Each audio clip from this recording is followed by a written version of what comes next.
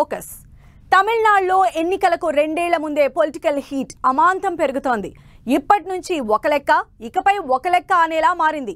ఇన్నాళ్లు డిఎంకే అన్నా డిఎంకే పార్టీల మధ్య దోబూచులాడిన రాజకీయ చదరంగంలో ఇప్పుడు మరో స్టార్ హీరో ఎంట్రీ ఇచ్చారు. దళపతిగా సినీ రంగంలో చెరగని ముద్ర వేసిన తమిళ హీరో విజయ్ పొలిటికల్ ఎంట్రీతో సెన్సేషన్ క్రియేట్ చేశారు. తమిళగల వెట్రి గజగం పేరుతో ఈ ఏడాది ఆయన కొత్త పార్టీని ఏర్పాటు చేశారు. ఇప్పుడు ఆ పార్టీకి సంబంధించిన జెండాను కూడా ఆవిష్కరించడంతో తమిళనాడులోనే కాక దేశవ్యాప్తంగా ఇది పొలిటికల్ బజ్ క్రియేట్ చేస్తోంది.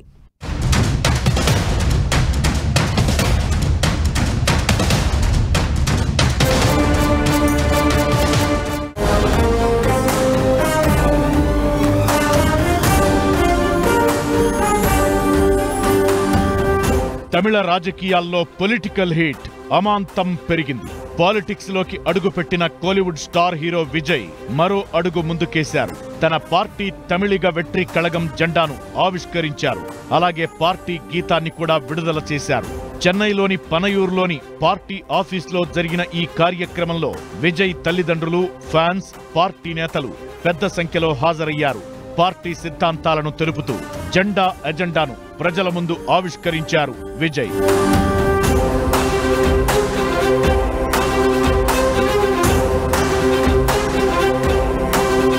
జెండా ఆవిష్కరణ తరువాత కార్యకర్తలతో కలిసి విజయ్ ప్రతిజ్ఞ చేశారు. దేశ స్వాతంత్ర్యం కోసం పోరాడి ప్రాణత్యాగం చేసిన యోధులను, తమిళ నేల నుంచి వెళ్లి మన హక్కుల కోసం అలుపెరగని పోరాటం చేసిన అసంఖ్యాక సైనికులను ఎప్పటికీ గుర్తుంచుకుంటామన్నారు. కులం, మతం, లింగం, ప్రాంతం పేరుతో జరుగుతున్న వివక్షను టీవీకే పార్టీ తొలగిస్తుందని భరోసా ఇచ్చారు.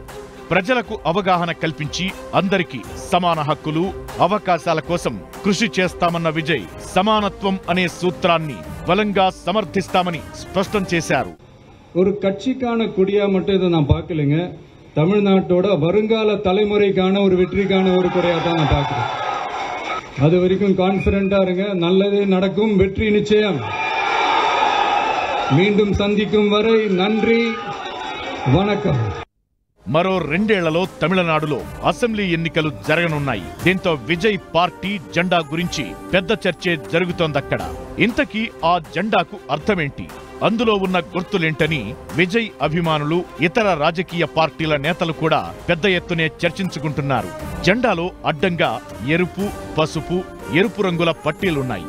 మధ్యలో ఒక పువ్వు, ఆ పువ్వు చుట్టూ పచ్చ రంగు నక్షత్రాలు, అటు ఇటు 2 ఏనుగులు. ఇవి తమిళగ వెట్రి కళగం పార్టీ జెండాలో ఉన్న గుర్తులు.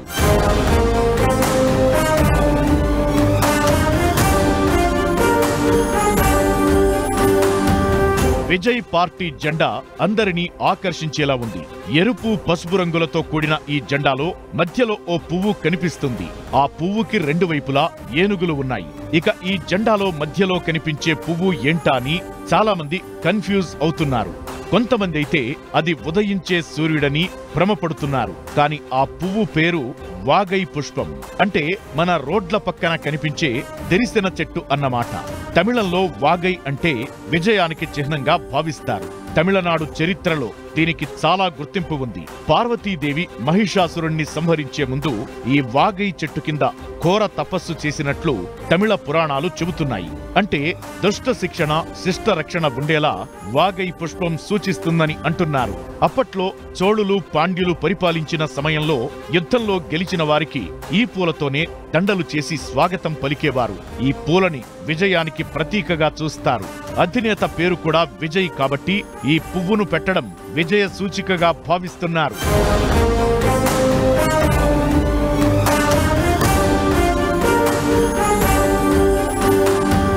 పువ్వు చుట్టూ ఉన్న పచ్చరంగు నక్షత్రాలు అన్ని వర్గాల అభ్యున్నతిని కాంక్షించడాన్ని సూచిస్తోంది. ఏనుగులు దైవత్వం, పవిత్రతకు, బలానికి చిహ్నాలు. ఎరుపు రంగు కార్మిక కర్షక లోకానికి ప్రతీక. పసుపు రంగు శుభకరానికి చిహ్నం. ఇలా తమిళిగ వెట్రి కళగం పార్టీ జెండాను అన్ని వర్గాల వారి కోసం అనేలా ఈ రంగులతో రూపొందించారు.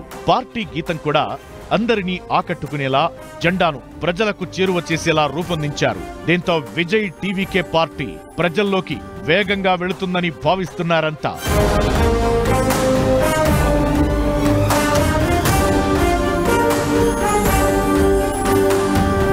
ఇక ఈ జెండాపై ప్రముఖ తమిళ కవి తిరువళ్ళువర్ రాసిన ఓ కొటేషన్ కూడా ఉంది. పిరపోక్కుం ఎల్ల ఉయుర్కుం అంటే పుట్టుకతో అందరూ సమానమే అని అర్థమన్నమాట. అంటే తన పార్టీ సిద్ధాంతమేంటో చెప్పకనే చెప్పారు విజయ్.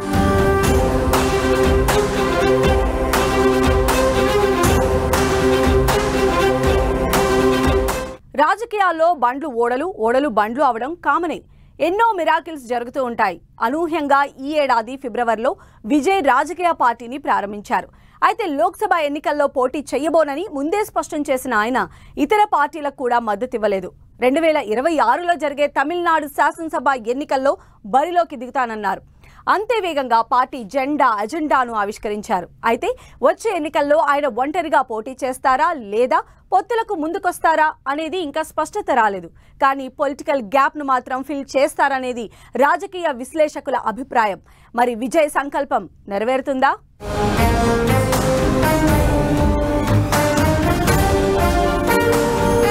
తమిళ రాజకీయాలు, సినిమాలు రెండింటినీ వేర్వేరుగా చూడటం అసాధ్యం. ఎందుకంటే అన్నాడీఎంకే పార్టీ స్థాపించిన తమిళనాడు మాజీ సీఎం దివంగత నేత ఎంజీఆర్ నుంచి ఆ పార్టీని అదే రేంజ్లో ముందుకు తీసుకెళ్లిన జయలలిత వరకు అందరూ సినిమా తారలే.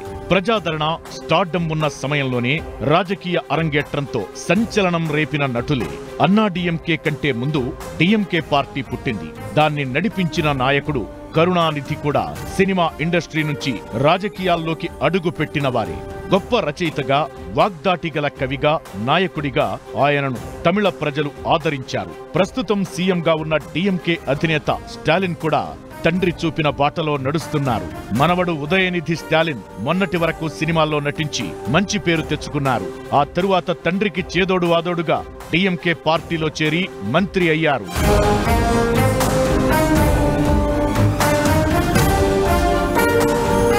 జయలలిత మరణం తరువాత అన్నాడీఎంకేలో రాజకీయ శూన్యత ఏర్పడింది. పన్నీర్ సెల్వం, పళనిస్వామి పార్టీ పగ్గాలందుకున్నా శశికళ పార్టీని రిపేరు చేయాలని ప్రయత్నించినా పెద్దగా ఫలితం లేకుండా పోయింది. దీంతో గత అసెంబ్లీ, పార్లమెంటు ఎన్నికల్లో డీఎంకే పార్టీనే అక్కడ చక్రం తిప్పింది. ప్రస్తుతం డీఎంకేకి ఆల్టర్నేటివ్ పార్టీ లేదు. తమిళ super star Rajinikanth political entry ఇస్తారనుకున్నా అది జరగలేదు. ఇదే సమయంలో పొలిటికల్ వాక్యూమ్ ను ఫుల్ఫిల్ చేసేందుకు ఎవరొస్తారా అనుకుంటుండగా విజయ్ ఎంట్రీ ఇచ్చారు. దీంతో ఒక్కసారిగా రాజకీయ పరిణామాలు వేగంగా మారిపోయాయి. మొన్నటికి మొన్న జరిగినటువంటి ఎన్నికల్లో జనసేన పార్టీ వాళ్ళు ఒక కూటమిగా ఏర్పాటు చేయడం నుంచి మొదలుకుంటే ఆ కూటమి విజయానికి తీసుకెళ్లడానికి కూడా పవన్ కళ్యాణ్ యొక్క చరిష్మా కానీ ఆ పార్టీ కానీ చాలా కీలకంగా పనిచేసింది అనేది మనకి ఇక్కడ ప్రూవ్ అయింది. అదే సందర్భంలో తమిళనాడులో డిఎంకే, ఏఐఏడిఎంకే అనేటటువంటి పార్టీలు ఉన్నప్పుడు కూడా అవి ప్రాంతీయ పార్టీలుగా ఉన్నప్పటికీ కూడా ట్రెడిషనల్ పార్టీగా మారిపోయినట్టు, అంటే అయితే మీకు లేకపోతే మాకు అనేటటువంటి విధంగా ఆల్టర్నేటివ్, బెస్ట్ ఆల్టర్నేటివ్ అనేది కనిపించట్లేదు అనేటటువంటిది ప్రజల్లో ఉన్నటువంటి అభిప్రాయంగా మనం చూడొచ్చు. అలాంటి సమయంలో విజయన్ గారు వచ్చేటటువంటి పార్టీ ఏదైతే ఉంటుందో ఆ పార్టీ కొంతమేరకు ప్రభావితం చూపొచ్చు. నిజానికి డీఎంకే, అన్నాడీఎంకే పార్టీలకు ప్రత్యామ్నాయ పార్టీగా గతంలో తమిళనాడులో డిఎండీకే పార్టీని స్థాపించారు సీనియర్ నటుడు, కెప్టెన్ గా పిలుచుకునే విజయకాంత్. అడపాదడపా ఎమ్మెల్యే సీట్లు గెలుచుకున్నా పొత్తుల రాజకీయంతోనే నెట్టుకొచ్చారు. ఇక కమల్ హాసన్ కూడా మక్కల్ నీదుమయ్యం పేరుతో రాజకీయ పార్టీ పెట్టారు. అటు సినిమాలు, ఇటు రాజకీయాలు బ్యాలెన్స్ చేసుకుంటూనే వస్తున్నారు. కానీ ఎంఎన్ఎంకు ఆదరణ అంతంత మాత్రమే. ఇప్పుడు కోలీవుడ్ టాప్ హీరోగా ఉన్న విజయ్ సడన్ గా పొలిటికల్ టర్న్ తీసుకోవడం, తమిళగ వెట్రి కళగం పార్టీ పెట్టడం ఎవరూ ఊహించలేదు. ఈ ఏడాది ఫిబ్రవరిలో తన పొలిటికల్ ఎంట్రీపై ఆయన ప్రకటన చేశారు. 2026 అసెంబ్లీ ఎన్నికల్లో ఖచ్చితంగా పోటీ చేస్తామని కూడా కొండ బద్దలు కొట్టారు.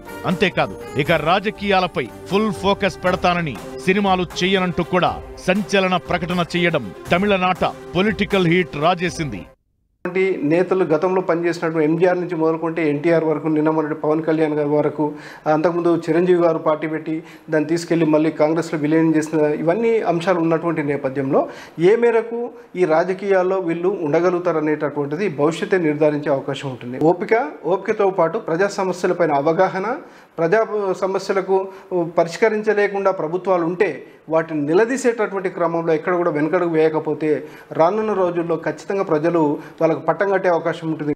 తమిళనాడు రాజకీయాలకు తెలుగునాట రాజకీయాలకు కూడా చాలా దగ్గరి పోలికలు ఉంటాయి. అక్కడ ఎంజీఆర్ రాజకీయంగా ఎదిగిన తరువాతే ఆ స్ఫూర్తితో తెలుగునాట తెలుగుదేశం పార్టీని స్థాపించారు ఎన్టీఆర్. పార్టీ పెట్టిన 9 నెలల్లోనే గెలిచి ముఖ్యమంత్రి అయ్యారు కూడా. మెగాస్టార్ చిరంజీవి కూడా ప్రజారాజ్యం పార్టీ పెట్టారు. అది సక్సెస్ కాలేదు. కానీ 2014లో జనసేన పార్టీని స్థాపించి 10 ఏళ్ల పాటు పార్టీని నడిపించిన పవన్ కళ్యాణ్ ఇప్పుడు ఏపీ రాజకీయాల్లో తిరుగులేని నాయకుడు.